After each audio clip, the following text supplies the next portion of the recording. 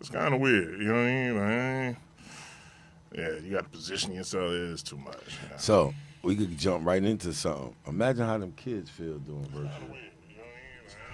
Absolutely. Absolutely. Right? That's true. We getting on them. Yo, this kid's dealing with a lot right now, yo. True. A whole lot. True. And it's I'm friends with some educators, or you just see on social media. Some of the stuff is comical. Parents walking around in their underwear and everything on the children screen, showing all the other children. I've seen that, but we do got to take that into account, man. This year has been really crazy, so virtual learning is something to get used to. Just like, I guess, doing the show virtual, you kind of got to get used to it. But, yeah. Yeah, you know what I mean? Especially like children. Attention span. Oh, wow. You know what I mean? Like, you got to factor that in. You know what I mean? At least in a classroom setting, they're around other children, X, Y, and Z. You know what I mean? Right. But to be home the whole time, bro, it's a lot. It's a lot.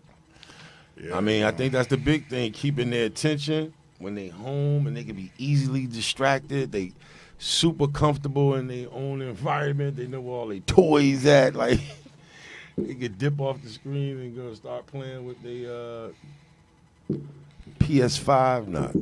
And then even, too, for the parents, like, the way they had to rearrange their life for this. Yeah. You know what I mean? Like, it's a lot. That virtual learning is more than just the kids. You know what I mean? Like the parents, daycares, childcare, all that kind of stuff's changed. Right. You know. One thing I do like, not like, but that I've learned watching this whole pandemic, it is some people that get after it, man. They became real creative.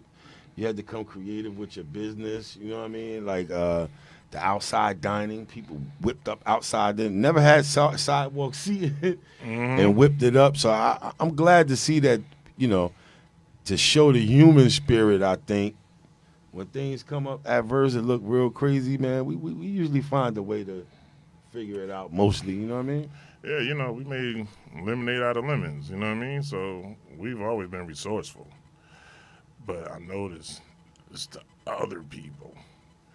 You know what I mean? Like, those other people, them the ones that was like, I can't do this. Used to having everything right, easy, accessible, and all that. Yeah, like, they struggling with it. Struggling. This is not I wouldn't laugh at nobody. But it's true. Like, this is not their life. They don't understand this. You know what I mean? And the fact that half of them is actually out here in 2-3 mile lines getting food. Oh, yeah. Yeah, welcome to the real world now. It's real. It's real out here. I mean, people losing their jobs heavy. I mean, some jobs, it probably could hurt in the long run. Like, 'cause now they, you know, they learn they can do their business from home. They workers can work. That's part of what I'm saying. Some of it came creative. Like, you know what? We don't need to pay rent in the office and all that no more. We got our staff at home. Future, like, you know? Yeah, like the next 2-3 years, I think a lot of people is going to be, that from home is going to be the norm. Right, no overhead, like less overhead, not no overhead, but less overhead. Definitely less. Yeah, but I'm talking about specifically the businesses that couldn't survive, and those people that's actually was like, I never thought I would have to be in line for food. Right. You know what I mean? Hey, man, it's a lot. You know, you said maybe 2-3 years down the line, watching, you know, keeping your eye on the whole vaccine situation and all that. Was just rolled out today. They said by the fall, they trying to get like 75% of the population to take the vaccine, and they said that could clear the pandemic by the fall. What you think about that? And are you getting the vaccine? If you don't mind sharing, some people. No, I don't have a problem sharing. I mean? No, I have no desire to get a vaccination unless I have to. You know, health reasons. If it's better for me with my health, then yeah, I get it. Right. But just taking it just on just because, I won't do it. Right. You know what I mean? I feel, you know, there's somebody else that's probably gonna need that shot more than me. Like, for real. You know what I mean? So No doubt. you know what I mean? So like, nah, you know what I mean? But don't get it twisted though. Like, doctor tell me, listen, this is what you need because you got some antibodies in you, X, Y, and Z. Then yeah, I take it then. My thing, I got trust issues with the government, man. From the history, what they did to us, and if we want to be specific, involving like medical, chemical, vaccines, all that, they done screwed us several times throughout history already. That got me just thinking. I mean, then you throw in, they letting you know, oh, this is the fastest vaccine ever. They usually do 4 and 5 years worth of trials. Now they doing basically 6 months. Now they've been working on this since March. It haven't even been a year yet, and they done came up with a vaccine. Can that be trusted? And I ain't saying either way. I'm just telling you the truth that it got my mind racing. And here's the thing that gets me, like, honestly, based on what you're saying. They donate to the Cancer Society for decades. There's no cure. Talk about it. AIDS for decades. There's no cure. No you know. But this right here, you got it done in 9 months. It let you know when they prioritize. They can get it done. Right. And it let you know there's the money. They be playing. Oh, of The course. money is that's, not that's in the the other cure, part of my right. trust issue. Yeah. Part of it, one thing I would add, they do kind of got like a vaccine for HIV now. I forgot the name of it, but it's something you can take. That Remember I was they saying say that on a pretty couple much- of shows ago. That's why I was wondering, Yeah. like, they had a new spike or something because they didn't came out with 2 or 3. But we talking I just decades. think, they've been working on it since the 70s, and they finally coming out now, versus a corona vaccine that came out in 8-9 months.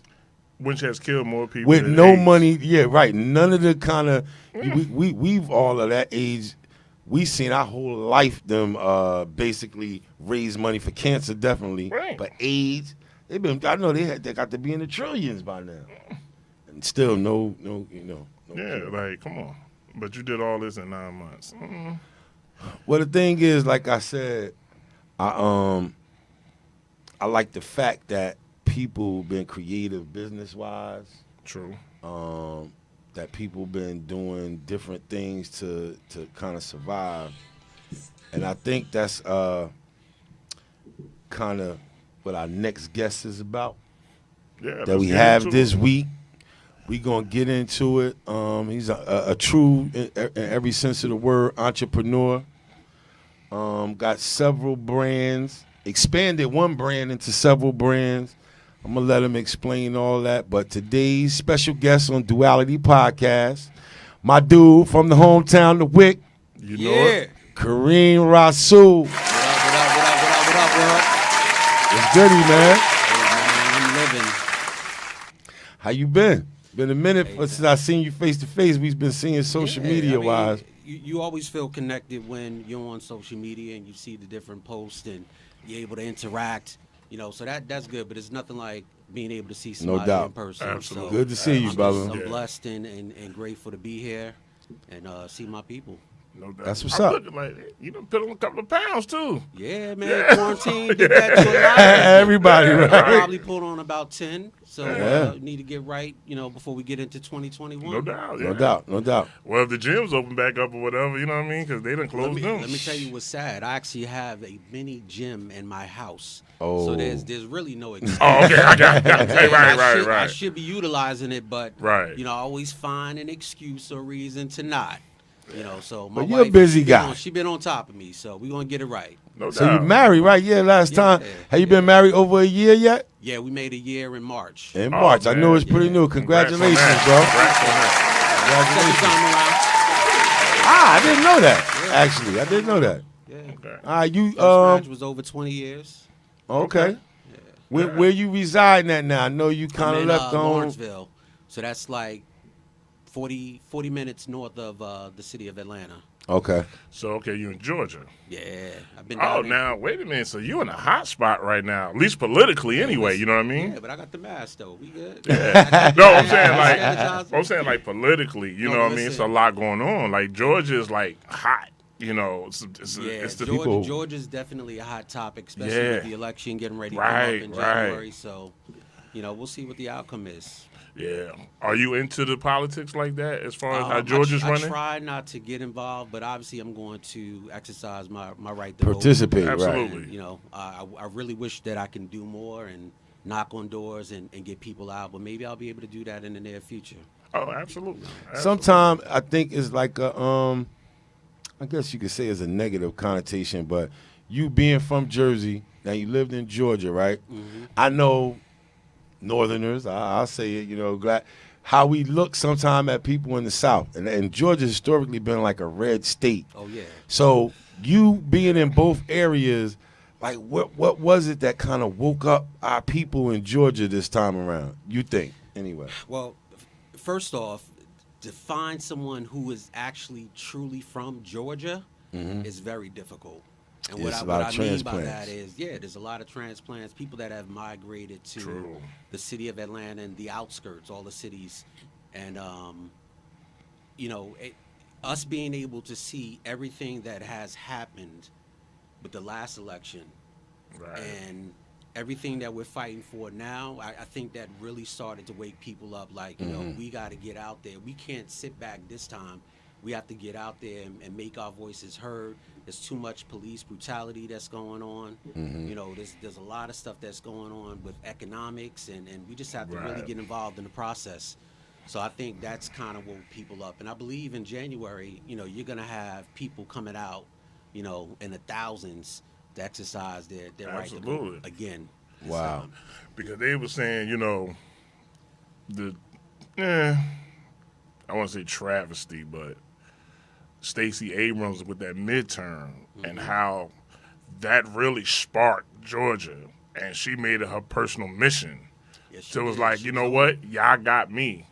I lost the battle, but I'm about to win the war. And her mind was made up, and I was like, that was a good look. You know what I mean? Like she was like, and she was on CNN today, and her mind still same mindset. My job is to get as many people to vote as possible. For that January. And I'm hoping that she has a spot in the Biden administration.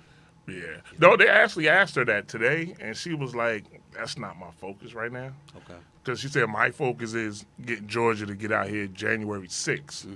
And I think the early voting start, I think, next week. Yeah. She's like, this is where I'm at right now. We already got our ballots in the mail. Right. Good. You know, but I'm you know, I don't really believe in the mail-in ballots. You know, I'm getting out there and voting in person. Right. No doubt. You know, so. Yeah. I know one of the things you were saying, like, you know, politically, economically, and all that. I just read a story, though, which is huge. I think Killer Mike working on with the Black Bank and the whole foundation with that. Atlanta Hawks has just did like a $32 million deal with that bank, with that thing he set up. I wasn't aware of that. They didn't specify the transaction. They said they did a financial transaction worth about $32 million with this bank. So that's should help legitimize them. You know, I'm feeling that a lot of things are sprouting. Yeah. You know, like we was speaking earlier, because of the pandemic, like people being creative, coming up. Like you have to. We can't sit back and wait for the government to do anything for us. True. You know, so you know, for you to be able to be locked in for like 8-9 months out of the year, and a lot of people not going outside, you should have been able to get certifications done. You should have been able to go back to school. You should have been on YouTube learning how to start home businesses. There's so many different opportunities that are available that we all needed to take advantage of while we were sitting still in a house during this time. So there's really no excuse. No doubt. Unless you don't want to do it. That's how I don't have that drive, right? But I will say, just, you know, which is a lot of that is valid. Some people, though, I believe, became overwhelmed with not having that. Not having what? Like revenue and like kids at home. And it happened for a lot of people in an instant. That a lot of people didn't know how to, as you say, make the adjustments and figure out, like, what can I do with this time? Because a lot of people, and they were saying, like, I was listening to it today, a lot of people still trying to figure out how they're going to pay their rent. You know what I mean? Yeah, that's a touchy subject right there. You know, and it's like, you know, so for a lot of people, like, I guess I look at it, everybody financially didn't have the means, like to say, to have a startup. And someone was like, You know, I was seeing where even North Carolina, some of these kids didn't even have like adequate internet to virtually right learn. Here in Patterson. Right, you know what I mean? So these parents was dealing with, you know what I mean? Now, granted, I'm glad to see that a lot of people have became entrepreneurs doing this, you know? But I just look at, like you say, they just certain people, they was like, it's not in them, you know what I mean? Like, for the most part, like, they don't have a business mindset. Yeah. You know what I mean? And for those people, I'm like, I just wish that at some point they cloud lift. You know what I mean? But there's a lot of resources that are available that are out there. So you don't necessarily have to have a business mindset and know how to do something. You know, you just got to know where to find the information. True. And our greatest resource is the internet. True. You know, you can pretty much find anything.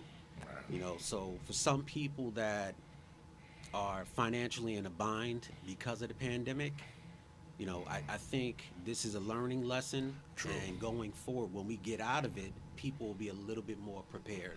That's true. Right. That definitely has happened. Exactly. That's what I think, too.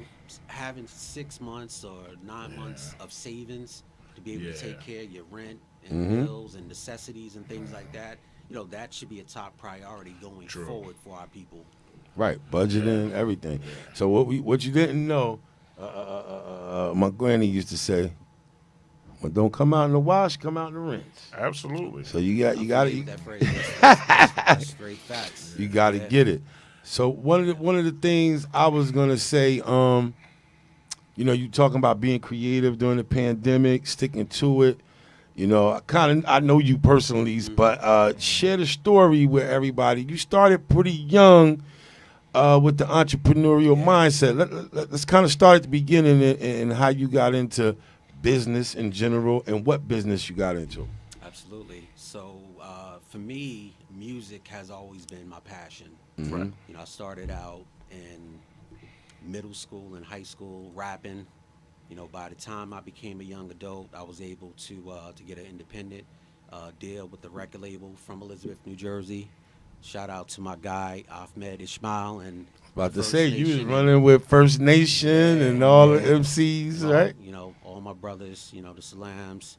You know, Hamza, Eli, Shimrock, Everlast, Power Black. You know, that's my family. You know, my first family in the music business. So I basically started from there. Everything that I learned while I was in that camp, I was able to branch off and create my own entity. Right. So the first company that I started, I was at 21. It was called Redbone Productions. Redbone, obviously, for my light skin complexion. And I had that company from 1995 through 98. Right. And during that time period, I did a lot of parties, started a management company, had a couple of artists that I was working with. But I really felt like in that 3-year period, I didn't make enough noise and I didn't really get the success that I was hoping to get. You know, so I decided to create a business plan and just revamp the whole company. And with that revamp came a brand new name and identity, and then Low Key Entertainment was born. Okay. You know, so from there, I created Low Key Entertainment. And this time around, I decided to start recruiting a bunch of people to work with my company versus me doing everything by myself. Right. You know, so with that, I brought in my stepbrother, Fuquan. I brought in a couple other guys, you know, Sean, Raheem, Amin, you know, a handful of people. At one point, I had probably close to 50 employees, you know, as far as the street team is concerned. And we pretty much locked down at least 4 or 5 counties in Jersey. Right. You know, we were doing 5 and 6 parties a week, and this is like the early 2000s, 2000, 2001, 2002. Yeah, Low Key was buzzing all over Jersey, especially. Definitely classic events. Yeah. So, you know, for me, it was all about the music, and the closest way for me to be able to get to the music was the parties. You know, because I'm booking radio personalities, I'm booking the DJs that's on Hot 97 and Power 105, mixtape DJs. Then, of course, I started booking a bunch of different artists that were hot at the time. And that was an easy way for me to be able to plug the music, the artists that I was working with, I was able to let my artists open up for Right. like the Diplomats or like Jadakiss or any of the artists that I brought through the clubs. That was their opportunity to expose their talent in front of all the people that were in the party or in the show. Right.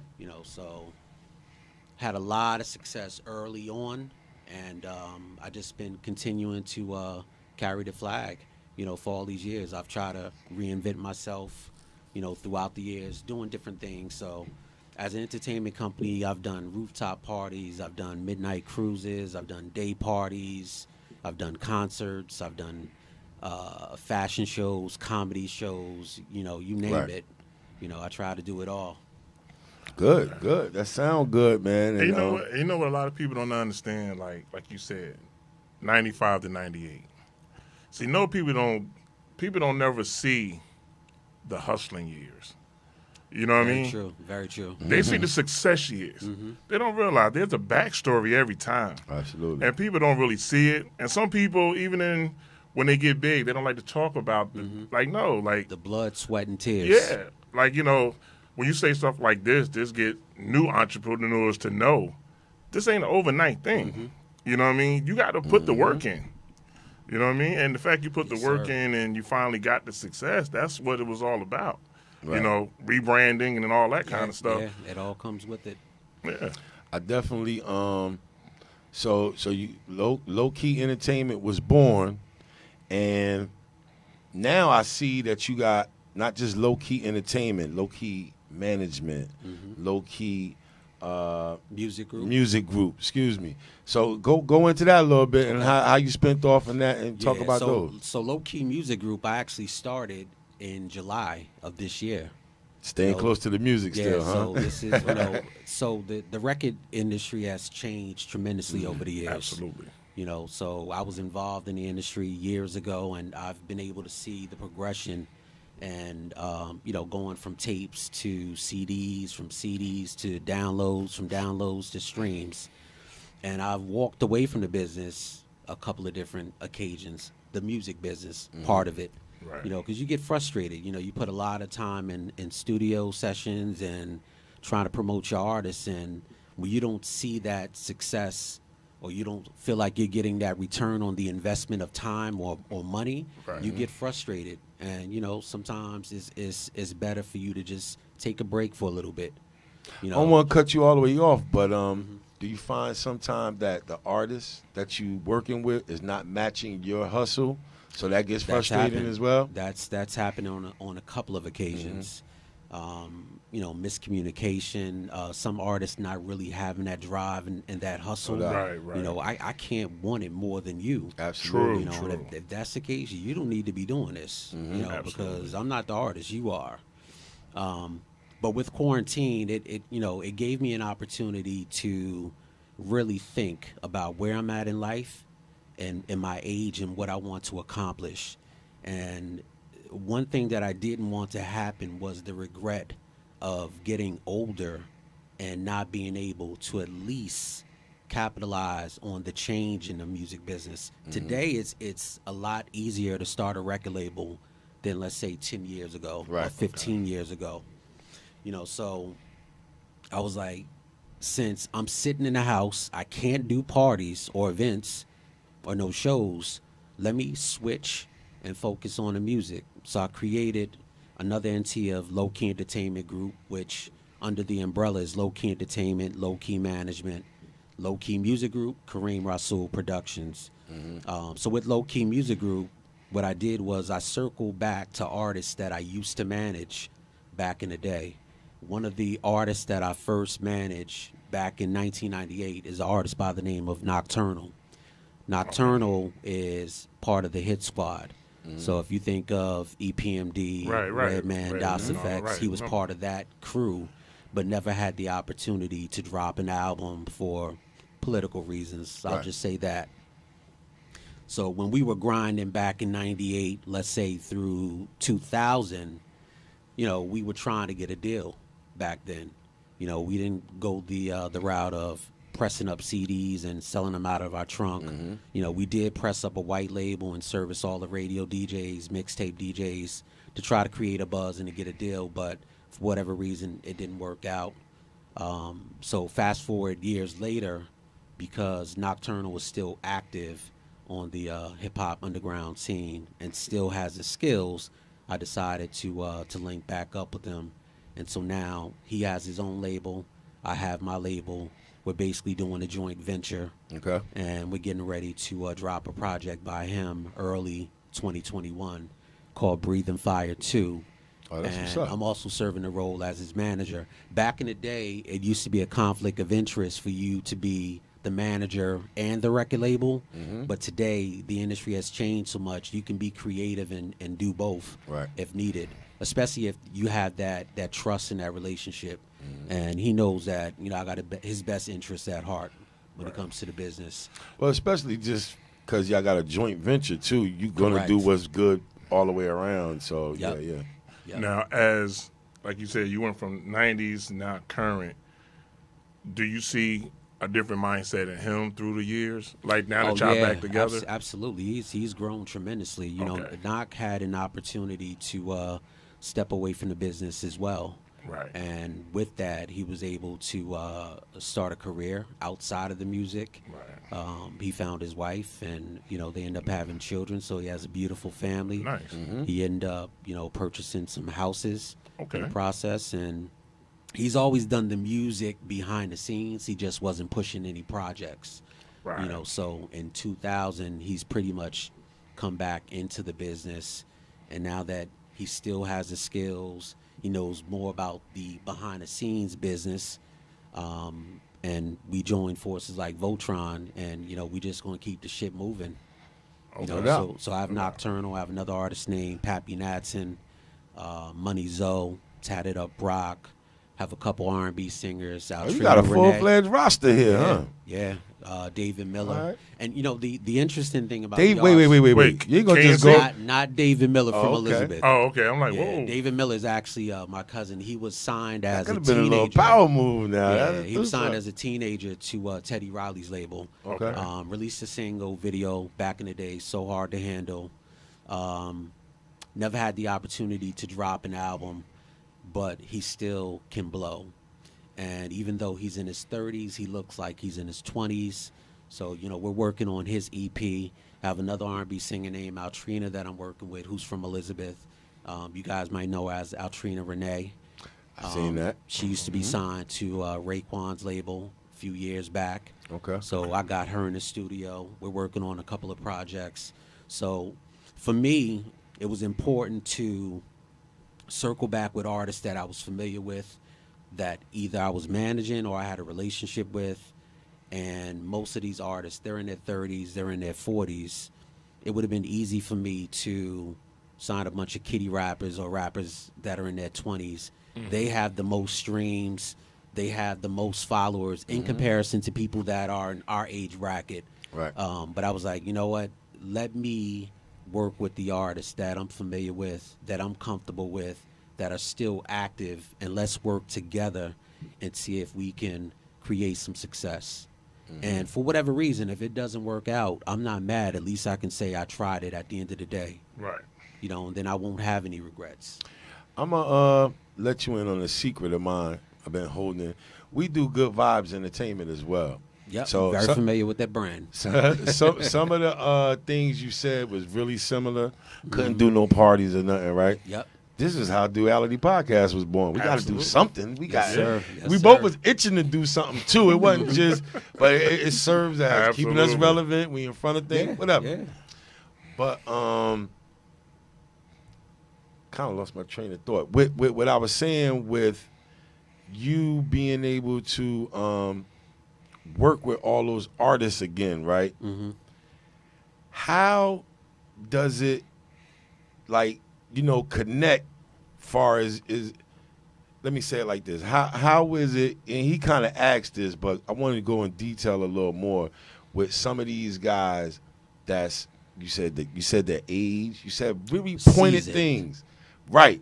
Mm-hmm. And I like that because of the fact I think there is a market that's untapped for There our is. age group. Like everybody seems to treat that like the plague. You know what I'm saying? Oh, they 30 and over, and But we only do that in hip hop, though. For real. Everything. Yeah. So even event planning, music, new hip hop artists or new music from artists that been around, we don't embrace. And there is a bunch of us that's our age. Like, got to be millions around the country, right? Yep. Who's going to be the businessman that really like, you know what, screw all that other stuff. I'm targeting in on this, you know, what we call it, grown and sexy. Or we changed the word. We say mature and trendy. But, you know, that market is wide open to me. And it seems like I'm picking up on you kind of, you know, building a lot of things towards that market. Is that, am I correct in this? No, you're 100% correct. And you know, I don't know what it is about our people and our music, our culture when it comes to hip hop. You know, when you're over 40 or you're over 50, you know, like you said, people treat it like it's the plague. They don't want to touch it. You know, we know that Rakim, KRS-One, Big Daddy Kane, we know those type of artists still have skills and they have a huge catalog and great performers. I've been to a couple of them lately. You said still has the energy to rock a show and everything else. So why can't these artists still get play on the radio? That's crazy. Why do we even give them that opportunity? And to me, it seemed like it's more of a domestic stateside thing, because overseas, true, you hear that a lot, correct. Right? It's just weird. Like overseas, it's not a problem. Internationally, they're revered. Right, they're right. It's just treated here, like kings. Yeah, you know, and this is the reason why you have some of those artists from the 80s and the 90s. They love to go overseas and tour and do shows and stuff like that because they get the love. They don't always get that here. I think little by little we're starting to get around to it because you're seeing more concerts that are popping up, and tours that are popping up where you'll have like a Salt and Pepper, Kid and They was doing a lot of them right before we had to go into quarantine. Absolutely, and that's my lane. You know, I mean, no disrespect to the younger audience or whatever. You know, at my age, I'm not really concerned with, you know, doing concerts with Lil Baby and the Baby and all of them. I'm sure that it's a lot of money involved in that. Absolutely. Yeah. But I want to give people from my generation their roses while they're still here. True. You know, that's what I enjoy. That's what I'm passionate about. And for me, it's part of my legacy at the end of the day. And Jay, you've been to a couple of 80s parties that I've done in the past where I brought Rakim and Kane and Slick Rick. All of them. And all these different artists. Yeah, I remember Malibu, right? Yeah. You know, so. What that's great. Like I said, overall, I think in a lot of things, I'm going to go back to a little memory. The last show I went to was at the Ritz. All them guys you named was there. Rakim, everybody, right? So Flex was the DJ. And he kept shouting out, yeah, y'all 30 and up.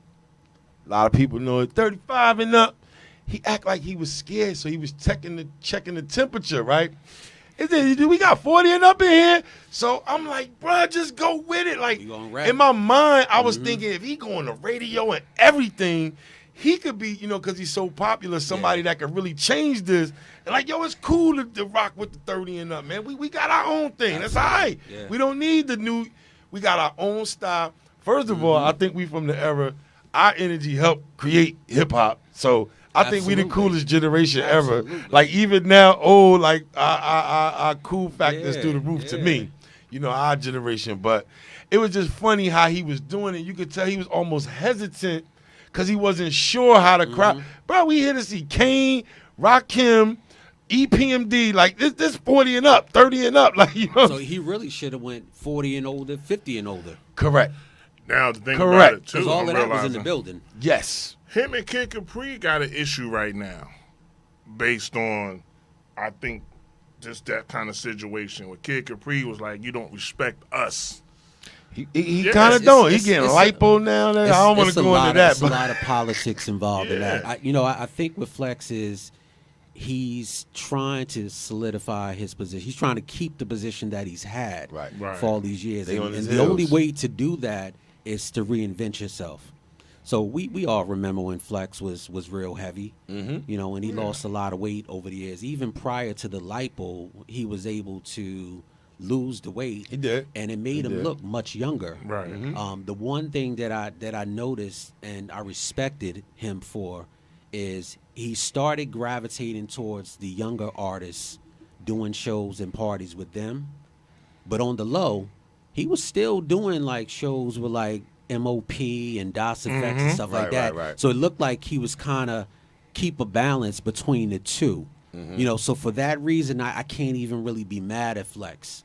I understand the direction that he's going. He's trying to stay in that top spot at Hot for as long as he can because he's able to capitalize on his other brands and his other businesses while he's in that spot. Once you get that spot removed from you, it's a little tougher when you don't have that platform. Right. And I think too, like you said, some of these guys, I guess the seasoned DJs, like the Red Alerts, they comfortable. They're like, I'm just gonna do the Chuck Chill Outs. I'm gonna do what like you said, they ain't even trying to fight for nothing. You know what I mean? So Flex, like you said, he's still, I'm the top right now. These other guys was like, look, we just want to eat. You know what I mean? We ain't even looking at it in that realm. You know what I mean? And Flex supposed to, I heard it, he dropping an album next year. Yeah, he got an album coming out. I'm not surprised. Yeah, he got an album. Why not? A lot K-Slade of dropping albums. And he was going in on a lot of the New York artists, saying they wasn't reaching back and responding to him. I guess he feeling that already. He getting old and outdated, and they wasn't. But he was talking about how inviting, these his words, the Little Babies and all these guys, Lil Durk. He got like a lot of the new cats was rocking with him on this album, and he said it's funny. It seemed like the newer New York cats wasn't the ones responding. Nah, they not checking for him like that, man. They ain't. It Flex is I mean, look, it's crazy, but again, I think that's brilliant of you. Thank you. I think it's a market for that age bracket. I mean, in everything, all culture, music, fashion. You've been saying it for a couple of years. Come on, bro. Yeah, like he's been adamant. 40. And be like, well, I'm gonna tell you. See, I was gonna, you my peoples. We gonna put it out here because 2021 Good Vibes coming with the very first 40 and up party. Everybody do 30 and up. Let's go. We going 40 and up, and that's why he brought it up. I've been hitting around it because I didn't want to drop the bag on what we trying to do, but God damn it, Tommy Curtis, it's on tape right now, December 13th. So if one of y'all try to jump in front of us, we know who the original. But we're gonna come with that in 2021. Yeah, I mean, for the longest, we've been promoting 25 and older, right, for our parties. So I'm 47 years old. My oldest son is 27. Okay. So how can I advertise 25 and older? Just can't.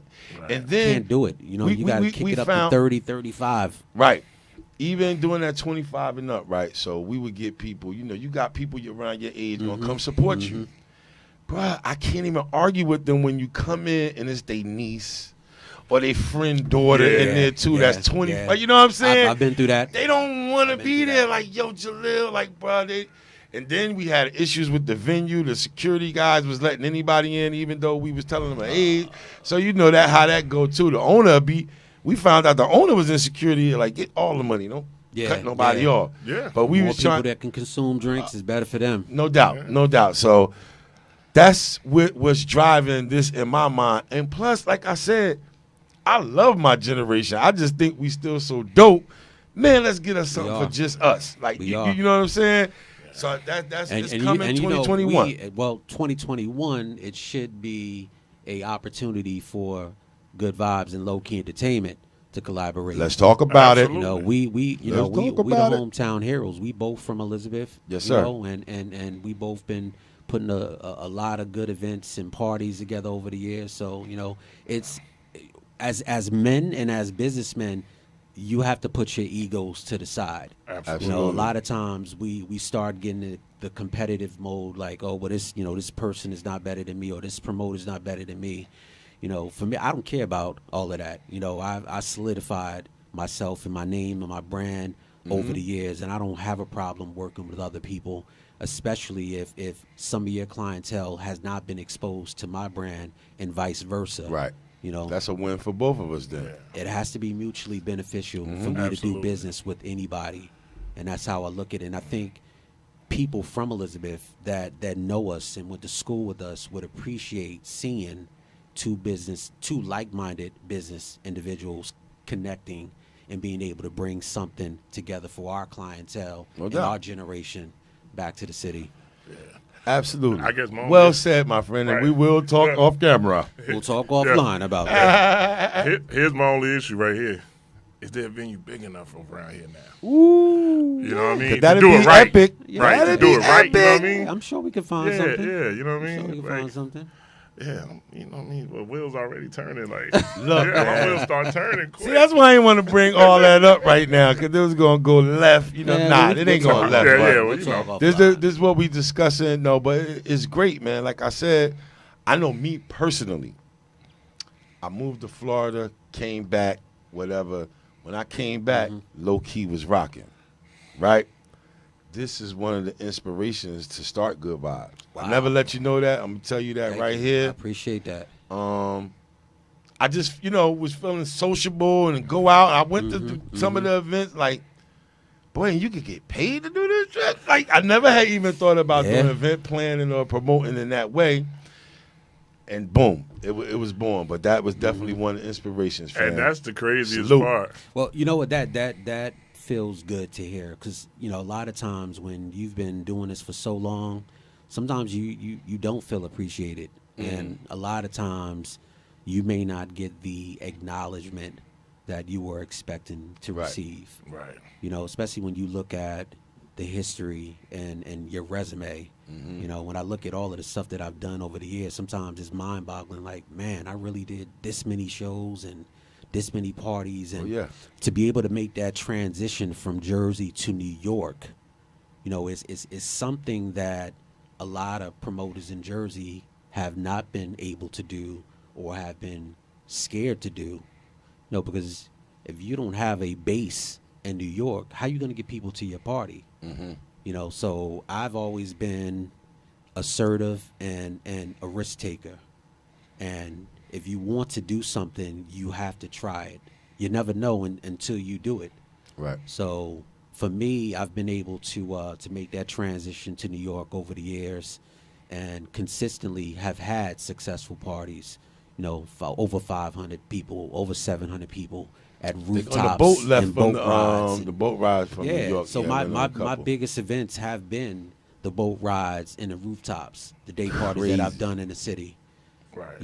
I love my people in Jersey. I love my my clientele in Jersey, but that New York money, it hits different. No, absolutely. Hey, it's the Big Apple, brother. Absolutely. If you can make it there, you can make it anywhere. That's statement still true. Yeah, absolutely, for real. And and also being able to make the transition to ATL. Also, there's a lot of politics involved in the nightlife business in ATL, but I've been able to kind of elbow my way and fight my way in to kind of get a piece of the pie. What got you to ATL? I left Jersey in 2012. Moved to Atlanta. Basically, a change of environment for me. Sometimes you feel like you're stagnated and you need to grow. ATL is considered, the new, what do you want to call it, Black Hollywood. Right. That's since what, 92? You said 92? I said that's probably since like 92. Yeah, it's been a while, but it's been growing every year. Yeah. And I felt like, man, if I've had success in Jersey and New York, what if I was to go to ATL and try the same thing? But I found out once I got down there that it wasn't as easy as I thought. It really didn't matter how much experience I had, and even with the contacts that I had, it was still difficult for me to make a way in there. So I had to fall back and come up with another game plan. And it took quite a few years for me to even start doing parties and events down there in ATL. Oh, wow. So I just continued to keep going back and forth to Jersey, New York while I was living in the Atlanta market. Okay. That kind of puts your mind on what, Sharif from Mission Entertainment? Yeah. Right? Yeah. It's kind of the same thing. Yep. Okay. Yep. Before we, wrap it up, you mentioned the Kareem Rasul Productions. Yes. And if I'm not mistaken, is that the branch or business that's handling the theater and stage plays? That is correct. Because this brother do that too, yeah, right? Produce stage plays. Talk about that a little bit. Yeah, so I felt like as I start to get older, I think, for me, 50 was going to be like the milestone that I wanted to reach, and I was just going to kind of fall back from the parties. But I didn't want to do it abruptly with making a transition into, let's say, film and television, movies, theater. So I created another company, which is called Kareem Rasul Productions. Wanted to start branding my name so people become familiar with my name versus what I did with Low Key. Right. And so with that, I linked up with a friend of mine named A.R. Garcia, who's a writer and director, has a lot of different films and plays underneath his belt. And we've been friends for a very long time outside of the business. And I just always believed in him and the products that he had. Right. And, one day we were talking and he was like, you really should give some thought to transitioning into film and into theater. And I said, entertainment is what I do. So it doesn't matter if it's parties, shows, music, I want to be involved in it. So basically he presented a stage play to me called She Hates Coffee years ago. This probably is dating back to 2009, 2008, something like that. Mm-hmm. And he sat on it for quite a few years for whatever reason, and then he decided to bring it back out. And when he did, he reached out to me and asked me if I wanted to get involved. So the first date that we did was in Jersey in 2018, and we did that in Rahway, New Jersey, back in November 2018. And then we did another run in February 2019 in Brooklyn, New York. And then our plans for 2020 was to take the tour on the road. And so we had all these different markets planned out that we were going to go to in 2020. And, of course, COVID interrupted all of that. Right. But it's fine, because, we've been able to capitalize off of the virtual world as well, being able to show the stage play virtually, and we've had a lot of people that bought tickets online to watch it, so I'm grateful for that. And then we have a couple other plays that we're working on, and we just wrapped up a short film also that we're getting ready to pitch to different festivals, and that's called I Am Not Okay, and this is based on the protesting that took place earlier this year with everything that was going on in the country. I don't want to give too much details about the film until we kind of ink a deal, but I'm very excited about it, and a lot more to come with Kareem Rasul Productions. Now, your mindset, does it change between film and nightlife? In terms of how you what approach direction? It. Right, how you approach it. Oh, yeah. I mean, every business and every product is, you have to have a completely different approach. I always do a lot of research, and I always make sure that I have a specific business plan and marketing campaign for each business or each product that I'm involved with. And I always try to make sure I surround myself with people that are just as sharp as I am. Yeah, that's very key. You never want to always be the smartest guy in the room. Whatever areas that I'm deficient in or wherever my weakness is, I always try to make sure that I hire people that are stronger than me in those particular areas. And that's how you grow. And can I just plug a couple other things? Absolutely. I was about to get you to that. So, you have me on as a entrepreneur, and I've also gotten involved in the real estate investment game. I started that back in the early 2000s. In fact, the very first house that I bought was in 1997. I think at the time I was 22 years old. And then, fast forward a couple years later, I had an opportunity to do some investment deals with ex-coworker of mine.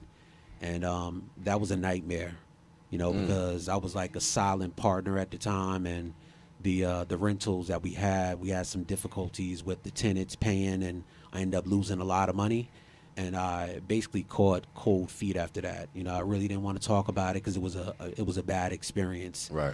Then an opportunity came for me to purchase a house that my mom was renting in 2005. The owner was looking to sell, and if he sold, my mother was going to have to leave. So I stepped in and I did the deal with the owner, was able to buy the house, And it really started from there. I decided to give it another look. And, today I have a small portfolio. I think I'm up to 5 properties. And 2021, I'm looking to really get into the flipping part of it. It's cool to buy and hold and have rentals, so you have that income coming in every single month. But, a lot of the money also comes from the flips, too. Yes, sir. So, kind of have to have a balance. Mm-hmm. Besides that, I also have a company called Senior Benefits Advisors, which is a insurance agency, and we primarily deal with Medicare Advantage plans, Medicare supplements, a little bit of life insurance, final expense. So, we just closed out what they call AEP, the annual enrollment period, and that's for people that are 65 and older that have Medicare Part A and B. We basically help them find Medicare Advantage plans to enroll in. So what my agents do across the country is they'll sit down with someone and do a needs analysis and kind of figure out, what benefits do they need. Is it vision? Is it dental? Is it over-the-counter? Is it prescription drug plans? Right. So we kind of set them up with that. So right now I have probably close to 60 licensed agents in about 13 states. Okay. So my job is to recruit, to coach, develop and train those agents so they can be successful and they can help as many people in the community as possible.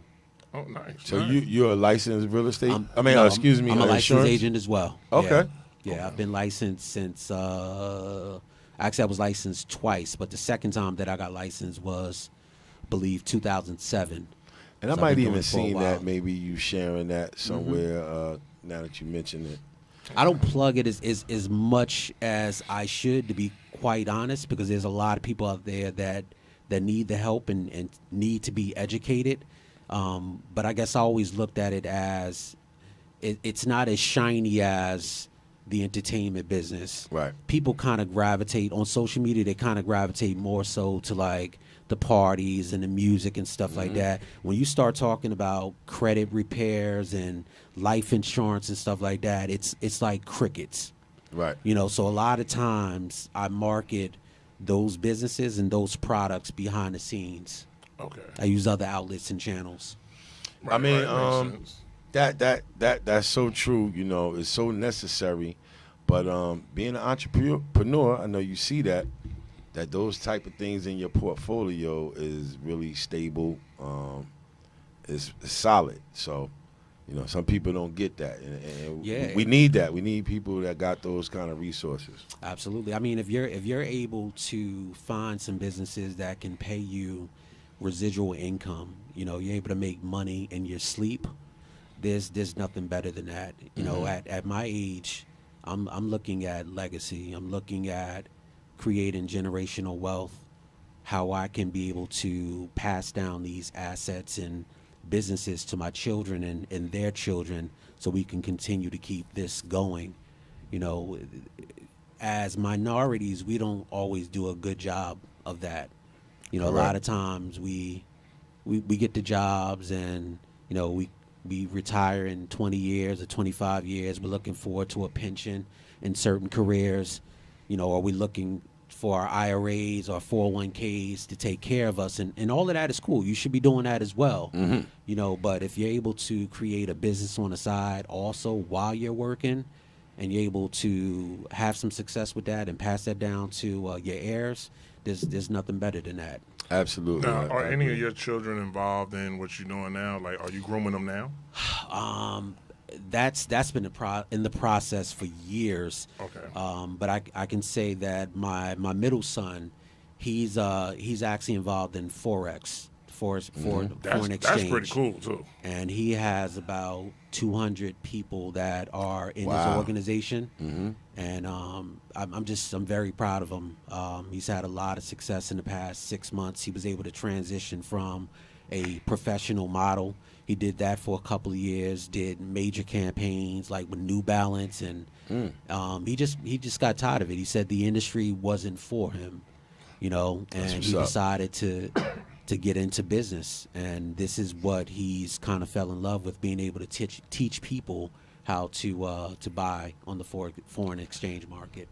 Yeah, I got in Forex on when you get into it, you can do like a demo situation. It's a lot. It is. I just got involved. Yeah, it's a lot. I just got involved myself. I just signed up with him. I think I stay away because I think ago. it's a lot. Yeah. And I'm hearing trusted people like, "Ja, that's it, bro. Jay, come on." Like, yeah. And I be like, do I want to get into all this? Like, but that's Listen, crazy when if it's successful. When I seen the type of money that he was making, and I'm like, man, this my 25-year-old son, his son is making this much money.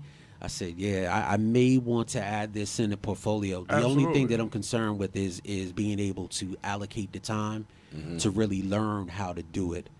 So I'm going to be relying heavily on him to help me in that process because I have my hands full with so many different things. Right. So he's doing that. My daughter is she's in school right now. She's going to be graduating from Kane University. As a interior designer. Okay. So she's looking to start her own business within that industry when she graduates. So yeah, I'm very happy and pleased with their entrepreneurial spirit that they have picked up. That's nice. Good. That's what legacy is about. Absolutely. And brother, I want to tell you, we proud of you and we happy for you for all your success, man. Absolutely. And we appreciate it. Y'all heard it here. Before we get off, I just want to shout everybody out that was in the chat room. We was having such a great conversation. I didn't get a chance to. Bonnie Bright, what's good? Big Grim. Erica, Miss Social Butterfly, I hear you. Cruz, what's up? Barry B. Big Grim. Yeah, Cousin Kev. DJ Chillax, what's good? Salute. Mike, what's going on? Norm the General, what you doing, baby boy? Tanya, you still the first lady. And my dude, he just chimed in for you. Eli, the New World Poet. I'm going to read his comment. Damn, I was tied up earlier and just got free. Wanted to see my guy, brother Kareem A. Rasul, build with my brothers on Duality. Love to my brothers. So that's kind of what we said in the beginning, right? About people seeing us. Man. So this kind of confirmed that. Yes, we had him on the show as well, Eli, with his book, Overseer, everything like that. But that's great. The WIC, we trying to make the WIC proud, man. We're strong. Absolutely. And in closing, thank you guys for the opportunity. I really appreciate it. Pleasure, all hours, man. All hours, man. Appreciate you coming up here. We definitely going to chop it up. Absolutely. 2021 coming. Long as we get ready. Get ready. Now, y'all done heard it here first. You got some exclusive. We counting down the year. We got 2 more shows left for the year, and we going on hiatus. Yes. Well-needed hiatus. This is our first time doing podcasts.